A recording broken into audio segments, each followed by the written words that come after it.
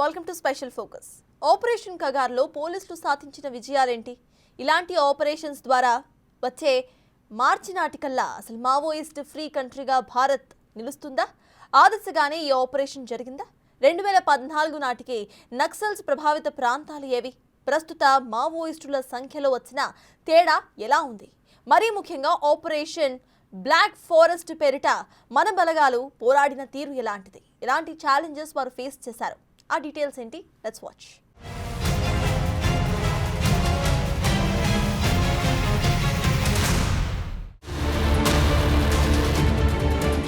ఛత్తీస్గఢ్, తెలంగాణ సరిహద్దుల్లోని కర్రెగుట్టల్లో సీఆర్పీఎఫ్ బలగాలు చేపట్టిన మావోయిస్టుల ఏరివేత పేరే ఆపరేషన్ కర్రెగుట్టలు. ఈ ఆపరేషన్ సుమారు 20 రోజులు జరగ్గా మొత్తం 31 మంది మావోయిస్టులు మృతి చెందారు. నక్సల్స్ రహిత భారత్లో భాగంగా ఈ ఆపరేషన్ ఒక చారిత్రక విజయంగా చెబుతుంది సీఆర్పీఎఫ్. ఈ దిశగా ఒక ప్రకటన చేసింది భద్రతా దళం.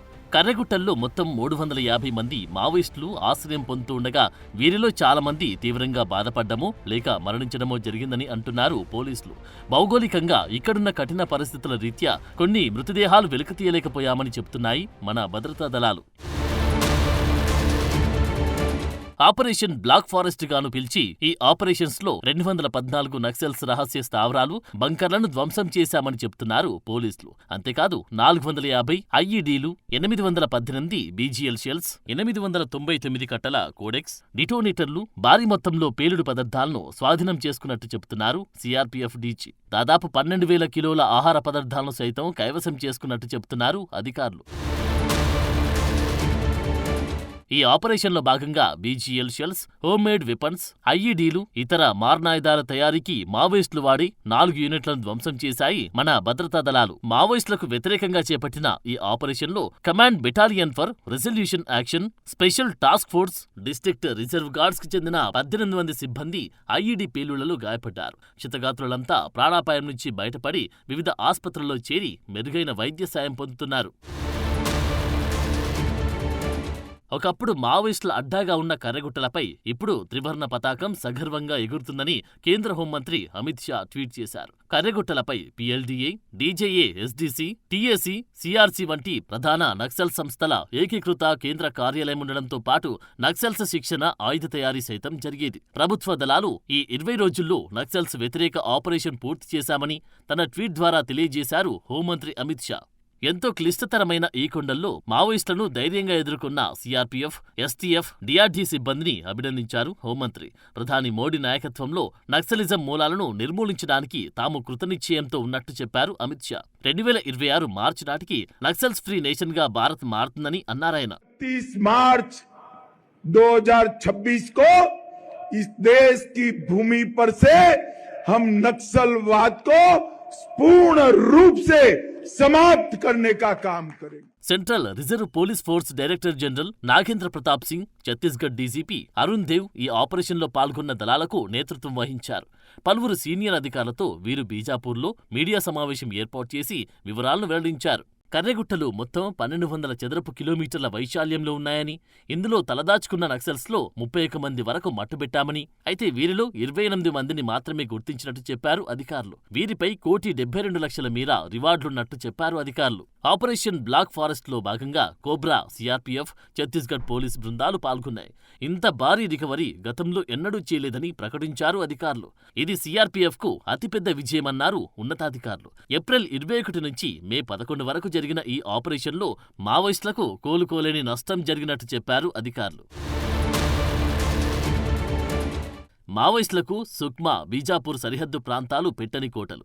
ఈ ప్రాంతాల్లో పీఎల్జీఏ బెటాలియన్, సీఆర్సీ కంపెనీ, తెలంగాణ సాయుధ కమిటీలకు చెందిన అగ్రనాయకులకు, కార్యకర్తలకు సురక్షిత స్థావరం. ఈ ప్రాంతంలో సవాల్తో కూడుకున్న వాతావరణ పరిస్థితులుంటాయి. కేజీహెచ్ కఠినమైన కొండ ప్రాంతం కావడంతో సుమారు 60 కిలోమీటర్ల మేర విస్తరించిన ఈ ప్రాంతంలో గత కొంతకాలంగా నక్సలైట్లు తమ స్థావరాలు ఏర్పాటు చేసుకున్నారు. పీఎల్జీఏ బెటాలియన్ సాంకేతిక విభాగం, టీడీ యూనిట్తో పాటు మరికొన్ని ముఖ్యమైన విభాగాలతో సహా ఇక్కడ తమ స్థావరాలను ఏర్పాటు చేసుకున్నారు. వీరిలో 300 నుంచి 350 వరకు సాయుధ క్యాడర్లు ఆశ్రయం పొందుతున్నట్టు గుర్తించారు. దీంతో ఈ ఆపరేషన్ నిర్వహించారు. 2024లో పలు ఆపరేషన్లు విజయవంతం కావడంతో 2025లోనూ యాంటీ నక్సల్స్ ఏర్వేత కార్యక్రమాన్ని కొనసాగించారు. గత 4 నెలల్లో 197 మంది నక్సలైట్లను మట్టుబెట్టాయి మన భద్రతా దళాలు.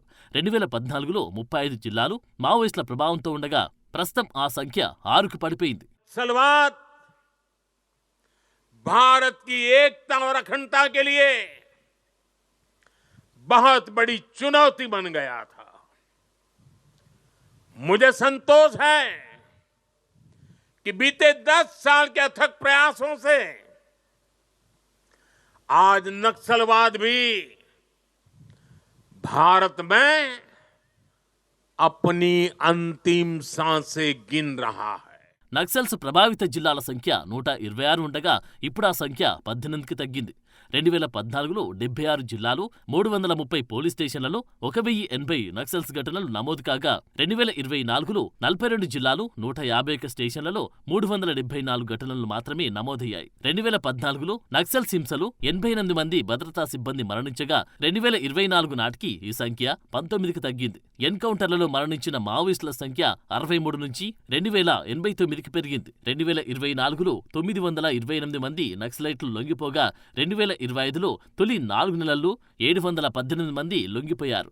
2019 నుంచి 2025 వరకు కేంద్ర బలగాలు, రాష్ట్ర పోలీసుల సహాయ సహకారాలతో నక్సల్స్ ప్రభావిత ప్రాంతాల్లో 68 నైట్ ల్యాండింగ్ హెలీప్యాడ్లతో సహా మొత్తం 320 శిబిరాలను ఏర్పాటు చేశాయి. 2014లో 66గా ఉన్న ఫోర్టిఫైడ్ పోలీస్ స్టేషన్ల సంఖ్య ఇప్పుడు 555కి పెరిగినట్టు గణాంకాలతో సహా వివరించారు అధికారులు. ఆపరేషన్ కర్రెగుట్టలు ఎంతవరకు విజయవంతమయ్యాయో అంతే లోపాలు ఉన్నట్టుగా చెబుతున్నారు విశ్లేషకులు. అసలు ఈ ఆపరేషన్ టార్గెట్ ఏం ఫిక్స్ చేశారు? అక్కడ ఏం జరిగింది? పోలీసుల అంచనాలు ఎందుకు తారుమారయ్యాయి? ఇందుకు తగిన కారణాలు ఏమై ఉంటాయి?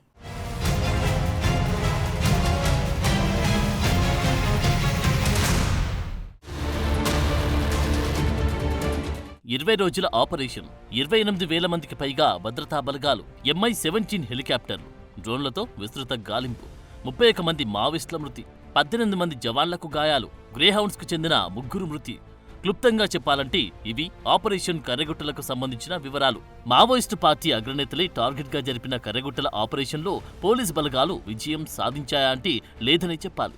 ఎందుకు కారణాలేంటని చూస్తే కర్రెగుట్టలపై పోలీసు బలగాలకు సరియైన అవగాహన లేకపోవడం ఒక కారణమైతే వారికి వాతావరణం కూడా సహకరించకపోవడం మరో కారణంగా తెలుస్తోంది. ఇక మావోయిస్టులకు కర్రెగుట్టలకు సంబంధించి సంపూర్ణ అవగాహన వెరసి ఈ ఫెయిల్యూర్కి ప్రధాన కారణంగా చెబుతున్నారు కొందరు నిపుణులు. 2026 మార్చిలోపు దేశంలో మావోయిస్టులు లేకుండా చేయాలన్న లక్ష్యంతో కేంద్రం ఆపరేషన్ కగార్ను కొనసాగిస్తున్న విషయం తెలిసిందే. ఇదే విషయాన్ని ప్రధాని మోడీ, హోంమంత్రి అమిత్ షాలు పలు సందర్భాల్లో చెప్పారు.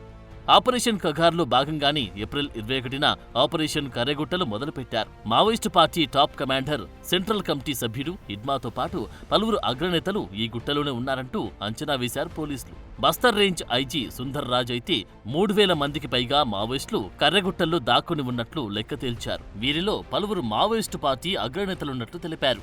ఒక్కొక్కరిపై లక్షలాది రూపాయల రివార్డులున్నట్టుగా చెప్పారు. వీళ్ళందరినీ ఏరివేయడమే తమ లక్ష్యమని కూడా ప్రకటించారు. కూంబింగ్ మొదలుపెట్టిన మొదటి 2-3 రోజుల్లోనే ఆపరేషన్లో పాల్గొన్న బలగాలకు మావోయిస్టులను ఏరివేత ఏమంత సులభం కాదన్న విషయం అర్థమైంది. కారణం 160 కిలోమీటర్ల విస్తీర్ణంలో ఉన్న కర్రెగుట్టలపై బలగాలకు సరైన అవగాహన లేకపోవడం. అదే సమయంలో మావోయిస్టులకు ఈ ప్రాంతంలోని ప్రతి అంగుళం తెలిసి ఉండడం. ఇక ఆపరేషన్ మొదలైనప్పుడు ఉన్న వాతావరణ పరిస్థితులు కూడా భద్రతా బలగాలకు ఏమంత అనుకూలించలేదు. కూంబింగ్లో పాల్గొన్న వారిలో దాదాపు 50 మంది వడదెబ్బకు గురై ఆసుపత్రులకు వెళ్లాల్సి వచ్చిందంటే ఇక్కడి పరిస్థితి ఏమిటో ఊహించుకోవచ్చు. ఇక కర్రెగుట్టలపై పూర్తి అవగాహన ఉన్న మావోయిస్టులు వ్యూహాత్మక ప్రాంతాల్లో 450 ఐఈడీ బీరుబాంబులను అమర్చారు. వీటిని కనుగొని నిర్వీర్యం చేయడమే ఆపరేషన్లో పాల్గొన్న భద్రతా బలగాలకు గగనమైంది. ఆపరేషన్లో భద్రతా బలగాలు మావోయిస్టుల మధ్య మొత్తం 21 ఎన్కౌంటర్లు జరిగాయి. 1000 బుల్లెట్లు పీలాయి. కాల్పుల మోతతో కర్రెగుట్టలు హోరెత్తాయి. ఇందులో పోలీసులు పెద్దగా సాధించింది ఏమీ లేదంటారు. ఆయా ఎన్కౌంటర్లలో 31 మంది మావోయిస్టులు చనిపోయారంటూ ఇటీవల ఛత్తీస్గఢ్ డీజీపీ అరుణ్ దేవ్ గౌతమ్ అధికారికంగా ప్రకటించారు. ఇక్కడ గమనించాల్సిన అంశం ఏంటంటే వీరిలో ఒకరిద్దరు మినహా మిగిలిన వారంతా మిలీషియా సభ్యులే. ఇదే ఆపరేషన్లో తెలంగాణ గ్రేహౌండ్స్ కి చెందిన ఆర్ఎస్ఐ రణధీర్, కానిస్టేబుల్ సందీప్, పవన్ కళ్యాణ్ కూడా తుది శ్వాస వదిలారు. మావోయిస్టులు అమర్చిన ఐఈడీ పేలుడులో ఈ ముగ్గురు చనిపోయినట్లుగా ప్రకటించారు అధికారులు. అయితే మావోయిస్టులు అనుకుని సిఆర్పీఎఫ్ బలగాలు జరిపిన కాల్పుల్లో ఈ ముగ్గురు చనిపోయినట్టు అనుమానాలున్నాయి. ఈ విషయంలో అటు ఛత్తీస్గఢ్, ఇటు తెలంగాణ ప్రభుత్వాలు గాని, పోలీసు ఉన్నతాధికారులు గాని ఎలాంటి స్పష్టతనివ్వలేదు. ప్రస్తుతం ఆపరేషన్ కర్రెగుట్టలో నిలిచిపోయింది. తిరిగి మొదలు పెడతారా లేదా ఒక క్లారిటీ లేదు. 20 రోజుల పాటు జరిగిన కర్రెగుట్టల ఆపరేషన్లో సాధించిన గొప్ప విజయమేది లేదని పోలీసు వర్గాలే వ్యాఖ్యానిస్తున్నాయి. హిడ్మా సంగతి అలా ఉంచితే మావోయిస్టు పార్టీ అగ్రనేతల్లో ఏ ఒక్కరిని కూడా భద్రతా బలగాలు మట్టుబెట్టలేకపోయాయని చెబుతున్నారు.